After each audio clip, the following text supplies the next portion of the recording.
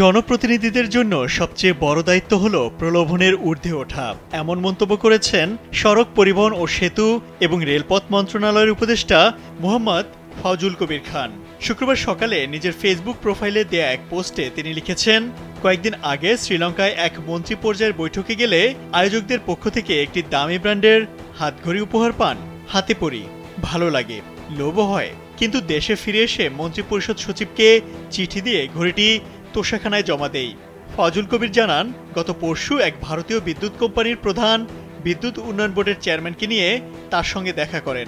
ফেরার সময় কৃতজ্ঞতা স্বরূপ একটি আইপ্যাড দিতে চান। তিনি বলেন, বাসায় আইপ্যাড পুরনো, তাই লোভ হয়েছিল, তবে নির্ধারিত মূল্যসীমা ছাড়িয়ে যাওয়ায় আইপ্যাডটি ফিরিয়ে দেই, কিন্তু কোনো উপহারই যে গ্রহণ করি না তা নয়।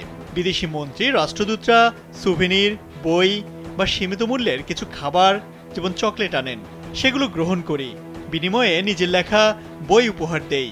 ভাগ্যিস কয়েকটা বই লিখেছিলাম। সবশেষ তিনি মন্তব্য করেন, আমার মনে হয়েছে প্রলোভনের ঊর্ধ্বে ওঠাই জনপ্রতিনিধিদের প্রধান কাজ। এটা করতে পারলে অন্য কাজ সহজ হয়ে যায়। আশা করি আসন্ন নির্বাচনে জনগণ নির্লোভ জনপ্রতিনিধিদের নির্বাচিত করবেন।